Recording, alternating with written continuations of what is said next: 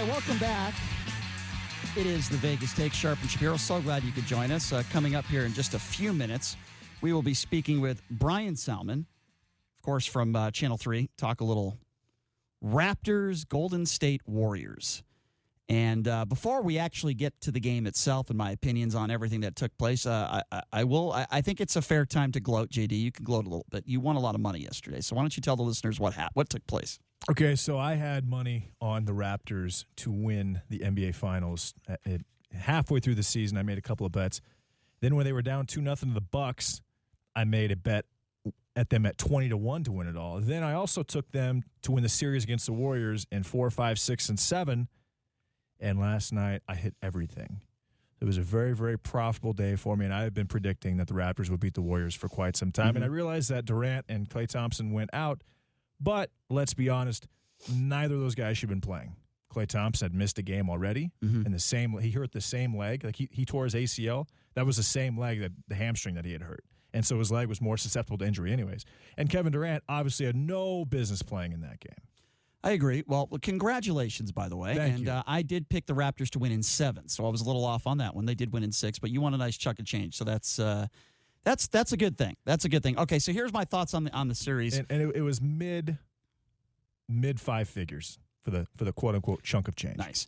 First of all, if the Golden State Warriors are healthy, if Kevin Durant is out there, if Klay Thompson is out there, if Looney is healthy, if Iguodala is healthy, if they have a healthy lineup, there is no doubt in my mind the Golden State Warriors would have won that series. Hands down. And I'm not going to have anyone that's going to convince me otherwise. Now, do I not want to take anything away from the Toronto Raptors? No. I'm going to take a lot away from them. They still won. They did what they needed to do. I would make the argument that if Klay Thompson doesn't leave the game yesterday, they probably win. Now, does that mean Golden State wins in Game 7? Probably not.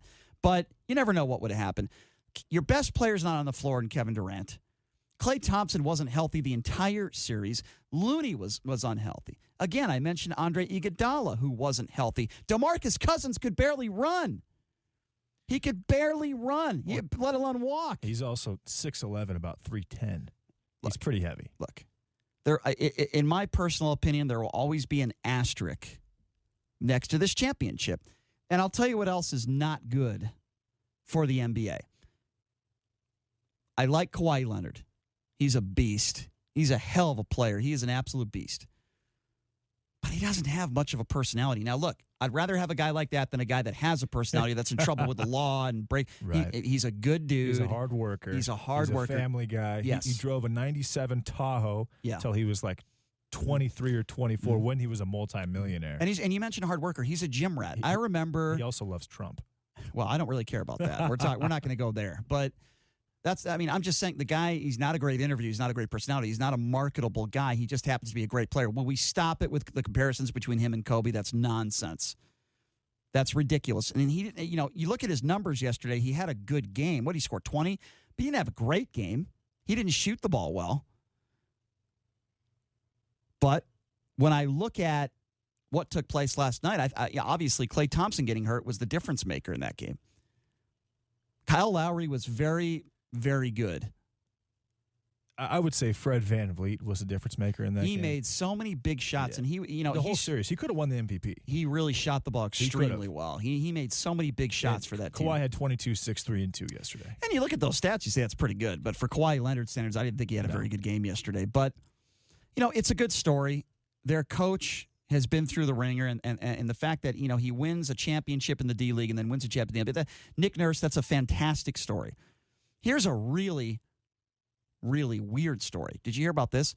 So the general manager of the team was trying to get on the court yesterday after they had won the championship. Salah Majiri? Yeah, and he apparently he assaulted a police officer. And there's video of it. And I understand emotions are high, and he's going crazy because it's probably the highlight of his career. He wants to be on the court. He wants to celebrate with the team and everything, and I totally understand that. But, boy, did he lose his mind. He put your hands on a police officer. That could have ended really badly, especially in Golden State. So now I guess police are looking into it. They might charge him with battery. Yeah, they're looking to him. They're looking to charge him with either assault or battery. What on earth are you thinking? The crazy part is about an hour after the game ended, the Washington Wizards made a statement that they're about to offer him a $10 million a year package to come be the GM of the Wizards because he did such a good job with the Raptors. So no one cares in the NBA as far as what took place, but obviously that was a bit of a brain fart by him. I agree. By the way, I just got a text from a friend of mine who covers the Las Vegas Aces, and he just told me that you guys are missing out. There's some really good food tonight for the media, and kind of needling me because the game starts at 7:30. By the way, this guy we have with us on the line right now, he is on his way to the Las Vegas Aces game with his family. Not only a good father, but very good at what he does for Channel 3 as the lead sports anchor over there, and he's on his way to the game. But I want to talk a little NBA basketball with him. That would be my good friend Brian Salmon. Brian, thanks for coming on, my man. How are you? I'm doing well. Thanks for having me on. Hey, what's up? It, what's up, King Anchor? What's going on, Jay? All right, so Brian, I want to ask you the question right off the bat. Do you think the Toronto Raptors are the worst team in NBA history to win a championship? That is a tough question because we kind of talked about that ahead of time, and I tried to think of teams that were worse that won an NBA championship, but I can't really think of one. Maybe you have to think of one that just won. So the Detroit Pistons, they only won one, but they went back a few times. I can't think of a worse team, honestly. What about the Mavericks team with Dirk? That was a better team, I think. Ooh, that's a good call. Yeah, they were probably about the same. Well, when you look at this series, I say, Get in the car. That's Brian Salmon arguing with his daughters. I think. Sorry about that. Sorry about that. My bad. I'm sorry. No, I like that. It's live radio. This was totally scripted, by the way. I like it. Yeah, but but yelling at him. But when you look at this series, even what happened with Klay Thompson yesterday, I think Golden State wins this game if Klay's in there. And then you don't have Durant. And people forget, Iguodala has been hurt the whole series. Looney has been hurt the whole series. DeMarcus Cousins can't even run. I mean, come on, you have half those guys back or half those guys healthy. I think it's a different outcome. I completely agree. I think if they had a different team on the court, it would have absolutely been a different outcome. Absolutely been a different outcome. I mean, they're missing 3 starters on their team. Three starters on their team. Like, how do you expect to have a good series if you got 3 guys from Looney to Iguodala, who's all hurt, Klay Thompson, and then Kevin Durant, obviously? Yeah, it wasn't fair. Have you ever seen anything like that where Klay Thompson goes down with a horrible injury, and then before he gets in the locker room, he comes back out to shoot the free throws, then he leaves, and then you see him leaving the game on crutches? I mean, we've seen some really weird things happen in this series when it comes to injuries that I don't think anybody's ever really seen before. We see the general manager of the Golden State Warriors crying after the Kevin Durant injury in a press conference. I mean, this is some unprecedented stuff. That was really one of the oddest things I'd ever seen. Yeah, that press conference with Bob Myers when Kevin Durant got hurt. I remember sitting there looking at my coworker, Jesse Merrick, and thinking to ourselves, like, hey, what is going on? Is this real? Yeah, it's wild, isn't it? Are we really watching this right now? Yeah. Yeah, that was very, very odd. And then you get the news about Yasai being not arrested, but being investigated for putting his hands on a cop after the game, as far as like the GM for the Toronto Raptors. I mean, just a whole lot of weirdness going on throughout this entire series. It was really, really odd. It really is. But when you look at, obviously, you got to give Toronto credit, regardless of what happened with Golden State. You still have to win basketball games. They were able to do that. I didn't think Kawhi Leonard had a great game last night, but I thought that some of their role players like Van Fleet were just fantastic yesterday. And I did think Kyle Lowry really got that team off to a great start yesterday. Yeah, you have to give those guys credit. And then you look at other guys that did absolutely nothing in this series, guys like Danny Green. But, Kyle Lowry was fantastic yesterday in a hostile environment. Van Fleet hit so many big shots in this series. You have to give those guys credit, right? You got to give credit where it's due. You said it correctly. Kyle Lowry, how about that? Scoring the first 11 points of the game. He was up over the Golden State Warriors, 11-2 to begin that game. And then it's Danny Green, like you said, he did nothing. But Fred VanVleet comes off the bench. They had, 4 guys, I want to say, that scored over 20 points in that game. Mm-hmm. And throughout this series for the Golden State Warriors, they only had 2 players until last game that scored over 20 points. Yeah, no doubt. Yep. Steph Curry and Klay Thompson. So you're getting that kind of contributions from other players by the Toronto Raptors. You're going to win. And when no one else is showing up other than Klay Thompson and Steph Curry, you're going to lose. Mm-hmm. Just joining us, Brian Salmon, head anchor there at Channel 3 Sports. I guess I think I know what this answer is going to be, but I'm going to ask it anyway. This is the end of the Golden State Warriors era. Is that fair to assess that? I don't think Durant comes back. I really don't.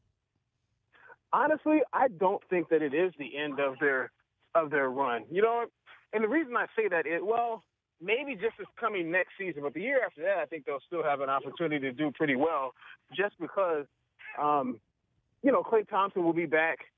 I doubt that. I don't know. Kevin Durant may be back as well, but Klay Thompson misses this year. He comes back the year after that. He's going to be okay. And even if they lose Kevin Durant, think about this. If they lose Kevin Durant, they're still going to be able to get somebody else. So say you take Kevin Durant out and you put Tobias Harris in there. Mm-hmm. They're still going to be a very, very good team. I think I think so, but certainly we're not going to see the dominance we once saw years back when nobody could beat this team and they had that unbelievable regular season the year before. Okay, let's say that Klay Thompson is out, Kevin Durant is out. They end up winning. Steph Curry hits that three in the corner. They win the game. They win Game 7. Is Steve Kerr a top 3 or top 5 coach of all time if he's able to win that championship? See, Jason, I love when you brought that up. We were watching the game, and it makes you think. Like, you have to really think, wow, if they would have won that game, they would have had 3 straight championships and 4 out of the last 5 years, and they would have won it. It's a very good hypothetical. They would have won it without 2 of their best players, and somehow Steve Kerr was able to push the right button and get them a win. I mean, he almost did that in the fourth quarter. You remember watching the game? They had Jerebko and Cook in the game. Yeah, they were doing okay. Well, let me throw a couple names out there that I think are by far better. Right. Greg Popovich to start, Chuck Daly, Phil Jackson, Pat Riley, Don Nelson, Larry Brown for starters. What about Lenny Wilkins? What about Red Auerbach? I could go on and on. I think there are plenty of coaches out there that Jerry Sloan is another one that comes to mind. The Warriors were the first team in the last 50 years to make the finals 5 years in a row. How many of those coaches made the finals 5 years in a row? I understand, but if we're talking about pure coaching, you look at the players. Okay, look at the play. I think you have to do that. You brought up Chuck Daly. Chuck Daly is a great coach, right? Great coach. He had a bunch of Hall of Famers on his team. They won 2 titles. Could have won 3. Probably should have won 3. Steve Kerr has more titles than Chuck Daly. Think about the offense that they run. They don't just throw the ball out there and have the guys score a point. I mean, they run a beautiful motion offense that allows the talent that he has on his team to succeed. He puts them in good positions to win. I mean, I understand, but here's where I disagree. And they drafted Curry and Klay Thompson. But here's where I disagree in these last 5 or 6 years. You start the season, or even at the end of the season, you ask yourself this question: how many teams can realistically compete with the Golden State Warriors? Maybe you name 1, maximum 2 teams. You go back to when Chuck Daly was coaching. You go back to when Red Auerbach was coaching. I do believe that there were several teams that you could make the argument could beat the Detroit Pistons back in the day. And I think you could say the same thing about some of those other coaches that I mentioned as well. Now, I understand Phil Jackson, had Michael Jordan and Scottie Pippen. That was a huge help. And with the Lakers, he had Shaquille O'Neal and Kobe Bryant. I get that. But I personally believe there was more parity back then in those eras than there is now. I want to agree with you, but I really can't. It's always good when I talk to you because we can always disagree on stuff. But think about it like this. If you talk about more parity in the league, think about who has all the titles and who was winning. Detroit, Boston, Philadelphia, and then the Lakers. Those are four teams. Yeah. Like right now, no one thought the Raptors were going to win this thing. Boston at the beginning of the season was a favorite. Philadelphia was a favorite. But I'm talking about a week or two. But I'm talking about a week or two before the playoffs start. I'm not talking about at the beginning of the year. I'm talking about towards the end of the year. You name those 4 teams, and those 4 teams were always, for the most part, in the equation in that era. Right now, a week or two, you're probably right. Not many people were picking the Raptors to win. But when you looked at it, you say to yourself, okay, the Golden State Warriors are obviously the favorite. You look at the East. I don't think anybody assumed that the Celtics were going to make it to the NBA Finals. I thought they certainly had a chance. But certainly, I don't think people were saying the Celtics were going to beat the Golden State Warriors. I certainly wasn't one of those people. No, I'm talking about a couple weeks before the playoffs. No, well, not a couple of weeks before the playoffs. But think of it, the Warriors didn't even have the best record in the league. I know that, but I don't think you could look too much into regular season wins, losses. I mean, I try not to look too much into that. All I know is a week before the playoffs started, there weren't more than maybe two teams that you could legitimately say they have a chance to beat the Golden State Warriors. Give me more than 2 teams. What are you talking about? Even if the Houston Rockets, I don't think so. As far as on the West Coast, the Houston Rockets, yes. The Denver Nuggets was a team that you cannot tell me you what can. Are you talking about? You cannot tell me that you legitimately thought that the Denver Nuggets would beat the Golden State Warriors in a 7-game series. I don't believe you thought that. So, are you telling me that you could legitimately say that someone was going to beat Red Auerbach's Boston Celtics when they won 20? They won 20 championships in a row. That's not even close to being parity. That's like the opposite of parity. Well, I mean, when you go back, you're going way, way back. And I do believe Red Auerbach, and Steve Kerr's career is not over yet. He's got a long way to go, I'm sure. But yes, I still put Red Auerbach ahead of him. But some of those other coaches that I named, like even a Greg Popovich, wasn't that long ago. I mean, a lot more parity in the league with the San Antonio Spurs, in my opinion, than with the Golden State Warriors. Yes, and I would put Greg Popovich a better coach than Steve Kerr. I agree with that. Yeah, so I mean that's not even worth debating because we all agree with that, right? Mm-hmm. So what about Larry Brown? What about Larry Brown, who never really got over the hump of the Philadelphia 76ers, but I think Larry Brown, phenomenal basketball coach. I'd have to say no. Think about this. I love the name Larry Brown, and it rings bells and everything else, but what are you judged on as a coach, as a player, as an athlete? Allen Iverson, one of the most difficult players on the planet to coach, and somehow Larry Brown got the best out of him. Hold on, most difficult. I don't think John Thompson didn't have a hard time coaching him. Draymond's not exactly easy to coach either. Completely different Thank you very much. Completely different circumstance. You're right. You're absolutely right. I mean, Steve Kerr coached Cousins, Durant, Draymond, Steph, Clay. I mean, this is a team of 5 All-Stars. Yeah, DeMarcus Cousins. That's very difficult to do. And to my point, Larry Brown had Allen Iverson. Who else did he have? Who was his second best player? Eric Snow. Yeah, exactly. Thank you. Dikembe Mutombo. He's in the Hall of Fame, isn't he? Yeah. I mean, how much help? How much help did? Player of the year. How much help though did Larry Brown really have with those teams? You know, I put Pat Riley ahead of Steve Kerr. None. Offensively, none. Exactly. Yeah, but I mean, there was no parity in the league at that point. So, I mean, who thought anyone was going to beat the Lakers during that run? I think another problem is we just look at NBA championships, and sometimes I believe that is unfair. I mean, I look at a guy like Rick Carlisle, who I think is a really, really good basketball coach. And you think he's a better coach than Steve Kerr? I think he's in a conversation with Steve Kerr. I absolutely do. You got to judge. I mean, you got to judge X's and O's, yes, but ultimately you're judged by wins and losses. If you're a player, if you're a coach, I mean, you're judged by wins and losses. And I mean, who has more wins? Who has more championships? He's got the regular season record for wins, and he's got 3 championships in 5 years. I guess so. I think it's an interesting debate to have. I am certainly not willing to put Steve Kerr in a top 5. I mean, maybe that'll happen, down the road. Maybe I'll agree with that one, but I'm just not going to put him there right now. So give me your 1 through 3. My 1 through 3 as far as coaches. Well, that's tough, but I would say the best NBA coach of all time.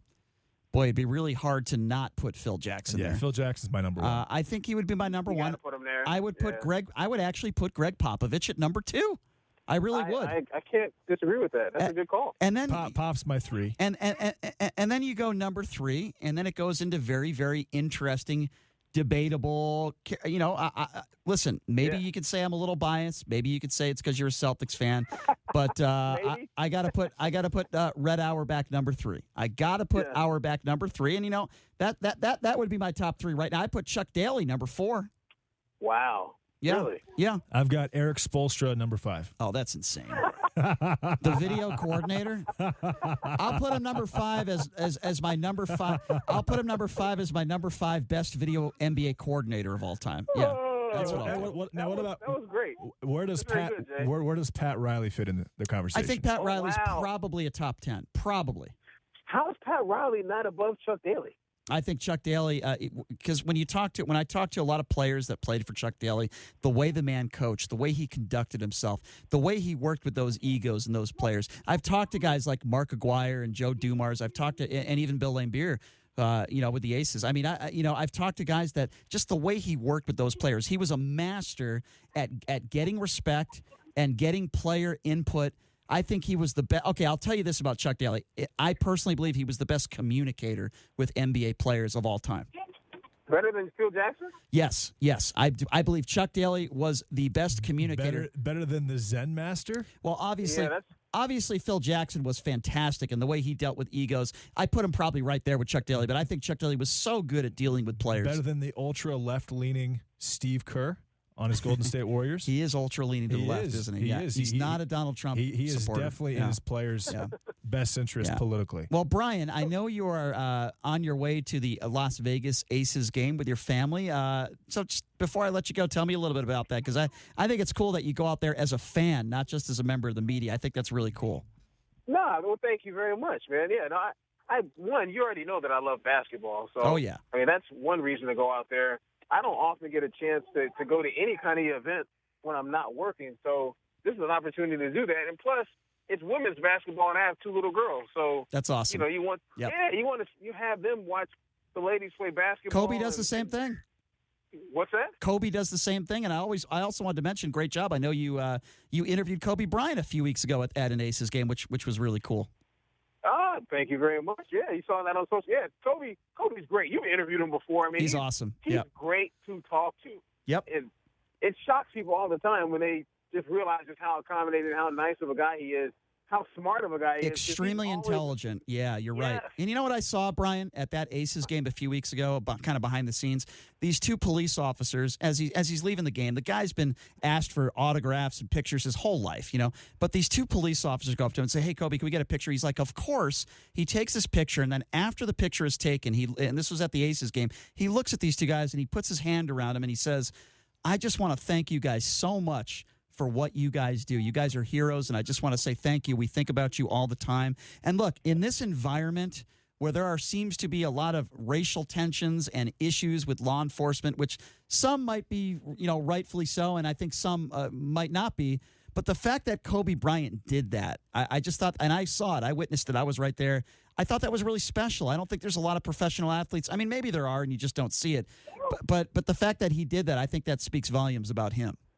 I couldn't agree more. And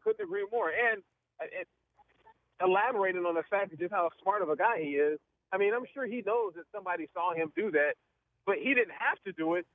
But he's a thoughtful guy like that. Like, he knows he's very charming, very charismatic. I mean, that's a good way to describe him. And I think he's obviously made mistakes in his life, but it appears to me that he's a great father, and he's certainly now, it seems to me, he's a good husband and a true role model is Kobe Bryant, in my opinion. Yeah, I have nothing negative to say about him. Yeah. I was not a fan until I met him.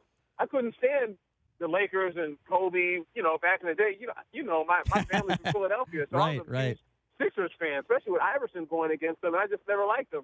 And then I met him, I was like, man, this guy's all right. Yeah, a true legend in the game, and I thought it was so cool that he was sitting courtside at an Aces game watching his former teammate Derek Fisher coach the Sparks. I thought that was really cool. Okay, Brian, I want to let you go. I appreciate your time so much. We kept you a little long here. Have fun with your kids. Enjoy the game, my friend, and we will catch up with you soon. Thank you so much. My God. Thank you very much. And Jason, man, I think you had the best comment of the night, man. Eric Spoelstra, number 5. I've been thinking about that all night. Well done. Thanks a lot, Brian. Thanks, Brian. Thanks for coming on. All right, guys. All right, there you go. Brian Salmon, the sports anchor, lead anchor there over at Channel 3, does a fantastic job. Man, I've known Brian for over a decade. He's one of the greatest guys in this town. He really is. I am very jealous of him right now. Why is that? Because I'm an Aces fan. I wish I could see the Aces play.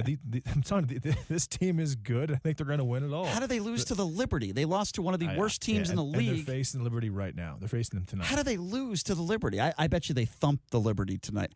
The Liberty had lost 16 or 17 games in a row, somebody told me, and then they lose to them on the road. How is that possible? What was the spread in that game, by the way? I don't know. It had to be double digits, 10 or something. I'm thinking probably maybe -9, -11, but I really don't know. Listen, we love having Bill Lane beer in this town, and it is a fun atmosphere to catch an Aces game. And, we talked earlier this week about how the WNBA loses money every year. and it's not really a money maker. I wish it was, and I think there's several reasons why it's not, but the games are fun to go to here. I suggest going out. It's cheap. It's affordable. It's a fun atmosphere, and I think what Brian is doing is a perfect example. Take your kids out to a game. He's got two beautiful daughters. You know what I'd like to see?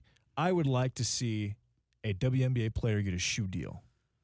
Well, do they not? I would imagine some of them do have shoe deals. I don't know of any. I'm pretty sure they do.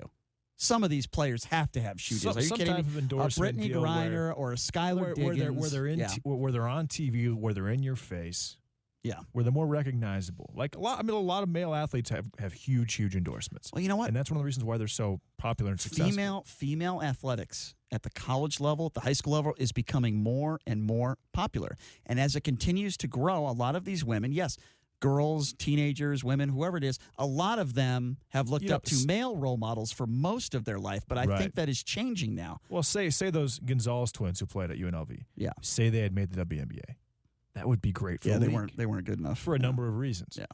The Instagram presence alone. Well, obviously, there is sex appeal, whether people want to hear that or not. There is. I mean, when you look at some of the most powerful women in sports, many of them, not all of them, but many of them have some. I'll give you a perfect example. Anna Kournikova. I was just going to mention that. You know why they call her the ace king of poker? Because she looks good, but she can't win. The ace king of poker, Anna Kournikova. No, but I mean, I was just going to say that name. That's a perfect example. Extremely attractive. She's worth over $100 million. She never won a tournament in her life. No. Anna Kournikova never won a tournament in her life. She's extremely attractive. She was a very good tennis player, obviously good enough to be a professional, but she made 95% of her money because of the sex appeal. She's a good athlete, but she didn't win. You know who has major endorsements? Serena Williams. Serena, Venus, and Anna Kournikova. Yep. Tennis is the sport where women really have a chance to shine. And I say this on the show all the time. My favorite female sport to watch is tennis. Not because of sex appeal or any of that stuff, because the rallies are a lot longer. And in the men's game, they have serves that are 130 miles an hour. It's not as fun for me to watch. And when you think soccer, you think? Yeah. I mean, you think Mia Hamm. Mia Hamm was the first one who really got that going. I think women's soccer is soccer in general is on the up. You know what might be the biggest or the fastest growing sport for women is UFC.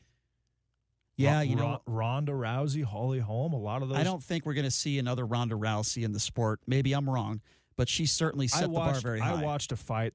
Her last name was, I can't remember her name. She was from Mexico, but she had fast hands. She had quick feet. She looked the part. I mean, there's a lot of really good up and coming. And the amazing thing about that is when you think of fighters, you don't think of a woman. You just don't. I mean, there's a lot of women that would, trust me, that would kick my ass right now just if I walked outside. But that's another story for another show. But no, when you think about, and I hate to I'm not saying this to be a chauvinist, and you tell me if I'm wrong. I think this is a stereotype. When you think of a very attractive woman, the first thing you think of is probably not a female fighter, right? Am I wrong in saying that? You don't think of somebody like that, You'll maybe think of a woman, and not to say that they can't be beautiful if they have muscles. When you think of an attractive woman, you don't think of a woman that can literally kick your ass, put you in the hospital. Exactly. That's just an obvious thing, but certainly that is changing, and I think that is a good thing. And, as far as the equal pay stuff, we can continue to talk about that on and on and on, but it's just never going to happen. It's supply and demand. If the women are making money, you mentioned tennis. There's a reason why female tennis players are making great money, because people are showing up to watch Serena Williams.